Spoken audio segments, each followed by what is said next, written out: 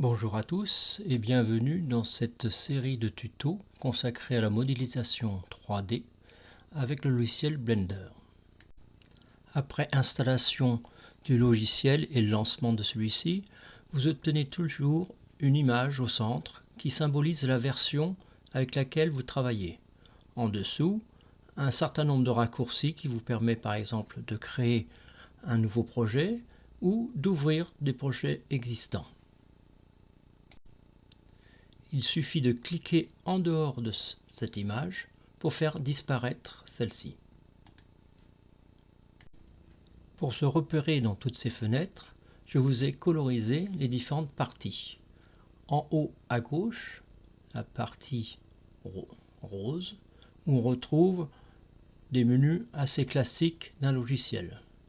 La partie verte en haut permet de gérer la partie centrale au-dessous. La partie en haut à droite, on verra plus tard, c'est pour faire de l'animation et des choses beaucoup plus compliquées.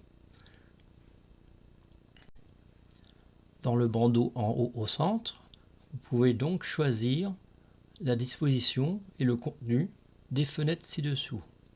Ici, par défaut, nous sommes avec l'option Layout qui propose ces 4 fenêtres-ci. Il faut savoir que tout est reconfigurable en positionnant le curseur à la frontière de 2 fenêtres. Vous voyez par ici en haut à droite. Il suffit que j'obtienne ces doubles flèches, je clique gauche sur la souris et à partir de là, je peux reconfigurer la taille de mes fenêtres. Idem dans la partie verticale ou sur la fenêtre du bas. Chaque fenêtre porte un nom et on peut le retrouver ici. Par exemple, avec son petit symbole, cette grande fenêtre centrale, c'est le 3D Viewport. En bas, si je laisse le curseur dessus, j'ai la fenêtre Timeline qu'on voit écrit en bleu. Ici, c'est le Outliner, une sorte d'exploration d'objets au sein des collections. Et ici, nous avons une fenêtre propriété.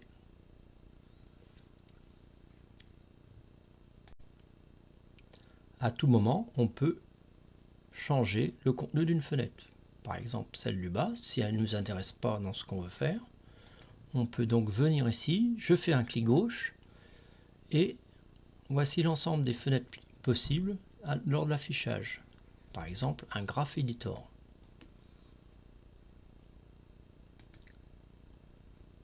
Ou un deuxième 3D Viewport, etc.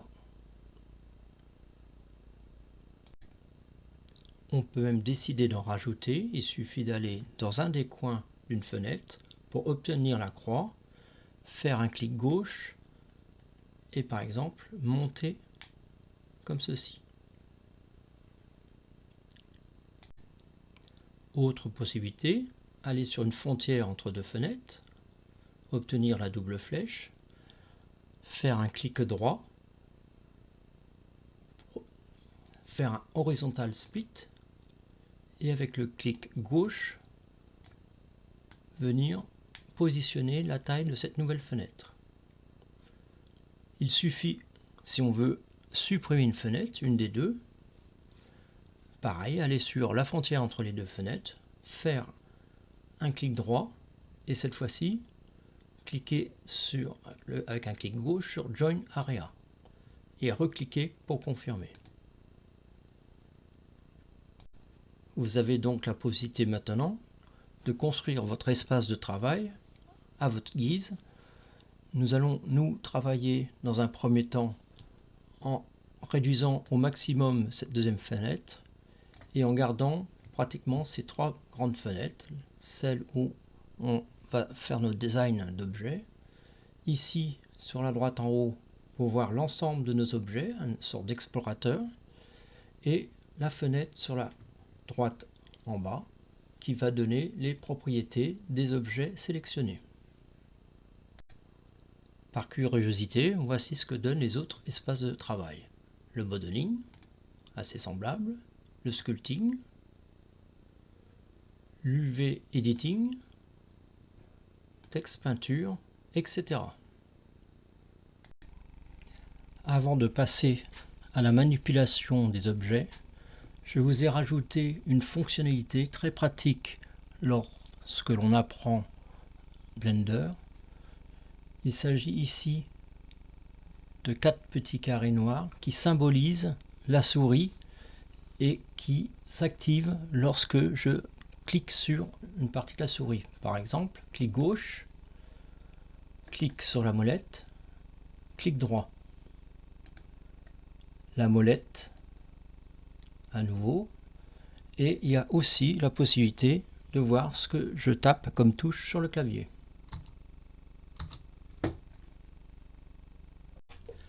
Première manipulation de notre vue 3D, c'est de pivoter par rapport au centre de notre scène.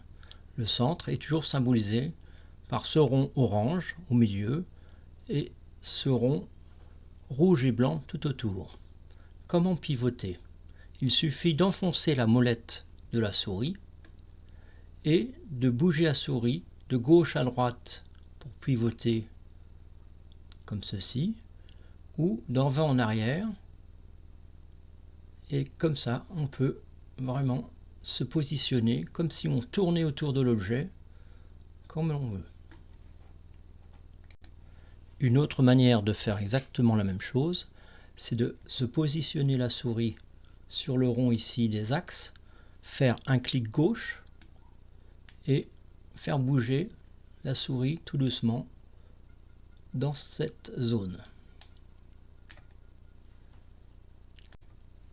Si les outils à droite de votre scène vous gênent, vous pouvez toujours les masquer en cliquant sur ce bouton.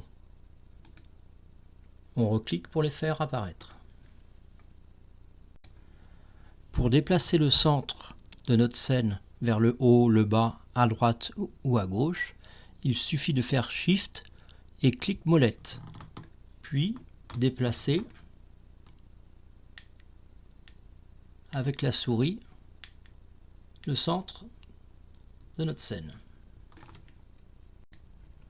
Pour zoomer ou dézoomer, il suffit de faire tourner la molette de la souris.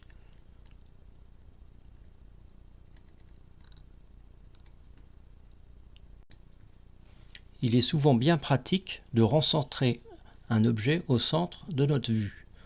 Pour ceci, il suffit de clic gauche sur l'objet en question pour le sélectionner. Un objet sélectionné est toujours entouré d'orange. Et après d'utiliser la touche point du clavier numérique qui a pour effet de recentrer l'objet sélectionné. Avec la molette, on peut dézoomer.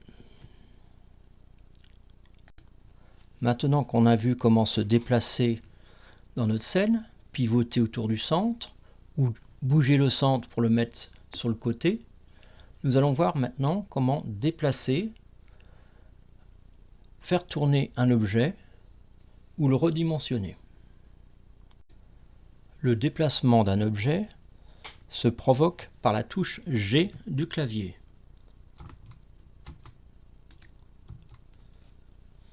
Il a pour effet d'entourer l'objet sélectionné de blanc, donc l'orange disparaît, et ensuite, avec la souris, il suffit de déplacer gauche à droite, avant en arrière, pour déplacer notre objet dans la scène.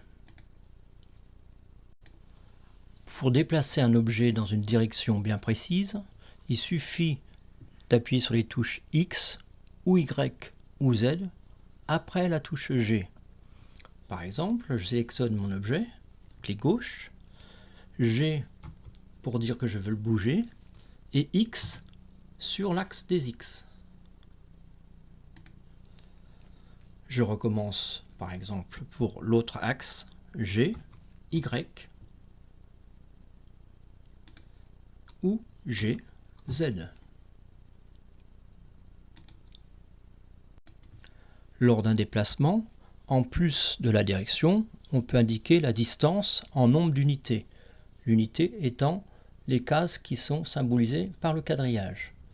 Par exemple, je sélectionne mon objet, G, je veux le bouger, Y sur l'axe des Y, de 5 unités.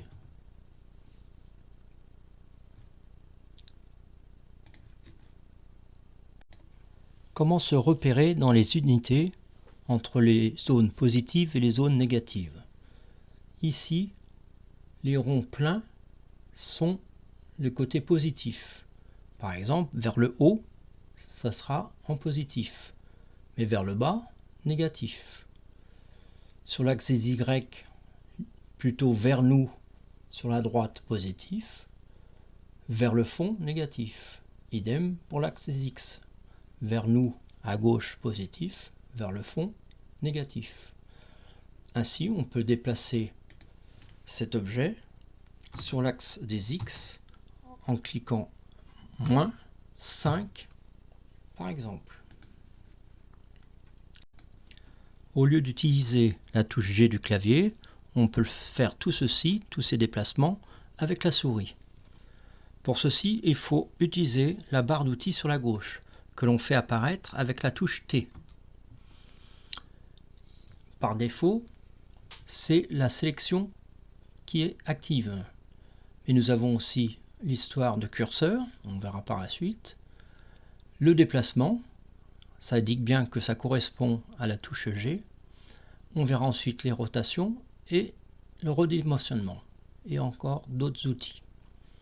Donc pour déplacer sans utiliser la touche G, on clique sur le bouton Move après avoir sélectionné l'objet. Ceci a pour effet de faire apparaître ces trois flèches de couleur. On reconnaît bien la flèche bleue, couleur bleue, pour aller de haut en bas. Le rouge, je dirais, pour aller de gauche à droite. Et vert pour aller en avant, en arrière. Pour donc déplacer l'objet, il suffit de cliquer sur la flèche de la couleur correspondant au mouvement. Par exemple, la flèche bleue pour aller vers le haut. Vert, avant-arrière, rouge, gauche-droite. Pour la rotation de l'objet, utilisez la touche R. Comme pour le déplacement, on peut faire suivre la touche R d'un des axes. R, X par exemple. Tourner autour de l'axe rouge.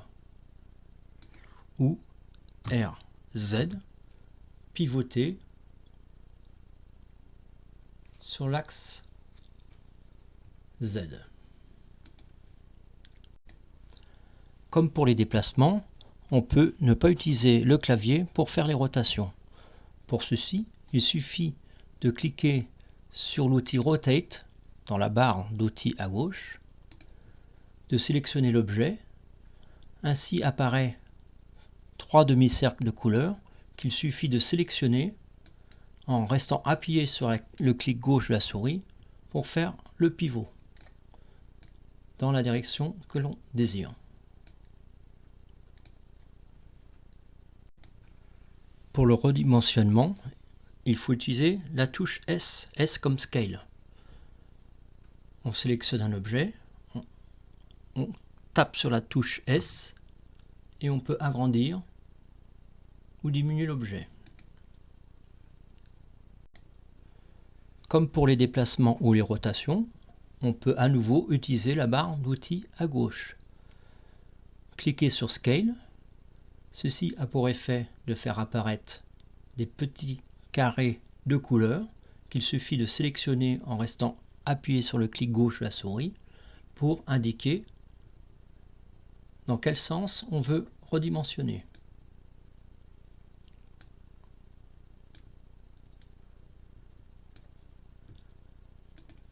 Ceci peut être fait, comme pour les autres outils, avec le clavier en tapant la touche S et X par exemple pour sélectionner le X et donc la direction X. S, Z par exemple.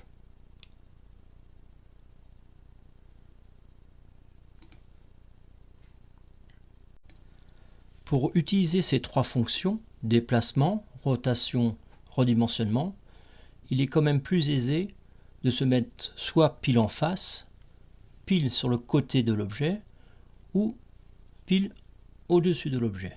Et pour ceci, nous avons des outils, et notamment le clavier numérique. Pour faciliter le repérage dans l'espace, j'ai colorisé les surfaces du cube avec les couleurs correspondantes aux directions. Maintenant, nous allons voir ce que ça donne en utilisant les touches paires du clavier numérique 2, 4, 6, 8.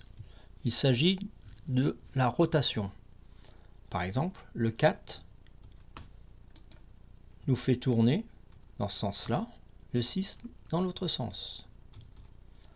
8 et 2 sont opposés aussi. 8 et 2. 4 et 6. Maintenant, nous allons voir ce que donne la touche 1. La touche 1 nous permet d'avoir une vue de face.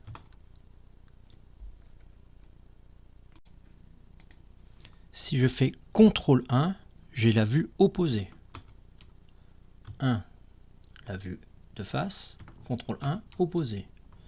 Idem pour le 3. Nous allons être sur l'axe X rouge. D'un côté, CTRL 3, de l'autre côté. Premier côté, l'autre côté. Idem pour l'axe Z avec la touche 7. Vue d'en haut ou vue d'en bas. Vue d'en haut. Ainsi, pour faire une rotation sur l'axe des Y, on peut taper sur la touche 1 d'abord, puis sur la touche R. On est sûr de faire une rotation sur cet axe. À présent, nous allons voir comment rajouter ou supprimer des objets à notre vue. Pour ceci, il suffit d'aller dans l'onglet Add, ici, de sélectionner un objet. Par exemple, nous allons voir dans la sous-catégorie des mèches, nous allons voir, par exemple, une sphère. L'objet rajouté se centre avec ce repère que nous avons vu tout à l'heure. Pour mieux voir ce qu'on a rajouté, je vais déplacer le cube. Je les sélectionne, je fais G, Y. Et maintenant, nous avons en vue la sphère qui a été rajoutée. Une autre manière de rajouter des objets est de faire une duplication. Je sélectionne ma sphère et je fais Shift D. La nouvelle sphère est positionnée exactement au même endroit, donc je vais déplacer cette sphère en faisant GY. On peut enchaîner l'opération en faisant directement Shift D, Z par exemple.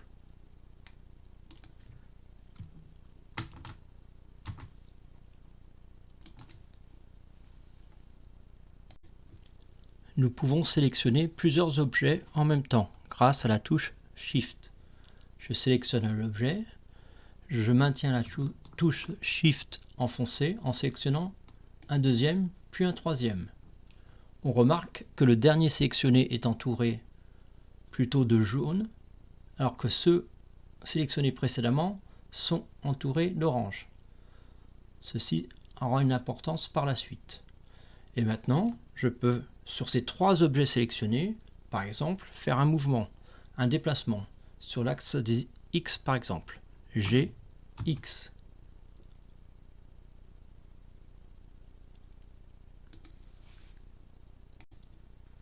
Pour supprimer un ou plusieurs objets, il suffit d'utiliser la touche Sup ou la touche X. Je sélectionne mes deux objets à supprimer, la touche X, et je clique sur Delete. Depuis le début, nous avons utilisé la vue 3D Viewport. on voit ici tout en haut à gauche. Dans cette vue, il y a plusieurs modes. Nous avons aussi utilisé depuis le début le mode objet. En cliquant sur la petite flèche, on voit qu'il y a d'autres modes utilisables. Nous allons voir maintenant ce qu'il y a dans le mode Edit. Dans ce mode, l'objet devient en partie transparent. Zoomons pour mieux voir. On peut voir aussi qu'on distingue avec les petits points noirs ici les sommets de notre objet. Il y a aussi les arêtes et bien sûr les faces. Tout ceci va pouvoir être sélectionné séparément.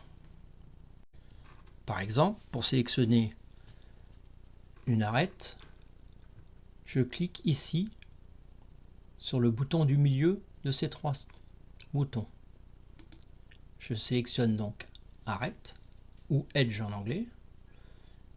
Je clique ensuite en positionnant mon curseur sur un edge, ou celui-ci ou celui-ci. Bien sûr, avec le bouton Shift, je peux en sélectionner plusieurs. Pareil pour les sommets, les vertex. Je peux sélectionner celui-ci, celui-ci et celui-ci. On remarque que le vertex devient orange, ainsi que les edges qui sont juste à côté de ce vertex. Et bien sûr, pour les faces, pareil, je sélectionne une face, clic gauche, et avec le bouton Shift, je peux en sélectionner plusieurs.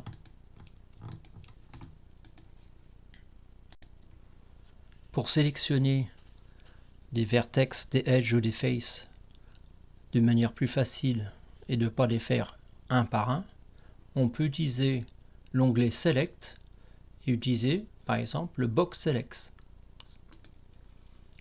Ainsi, on définit un rectangle et on sélectionne tout ce qui se trouve dans ce rectangle. Ainsi, ces deux vertex là ont été sélectionnés. De la même manière, dans l'onglet Select, nous avons le Circle Select, ce qui définit les zones où on va sélectionner les objets vertex, edge ou face. On peut aussi, grâce à la molette, agrandir ou diminuer cette zone de sélection. Je clique gauche et ainsi je peux par exemple sélectionner ces trois vertex grâce à mon cercle. Clic droit pour supprimer le cercle. Pour illustrer la sélection suivante, j'ai rajouté des edges horizontaux tout autour de mon cube. Si j'avais besoin de sélectionner tous les edges d'un même niveau, il suffit de cliquer sur le Alt, laisser enfoncer la touche Alt et de cliquer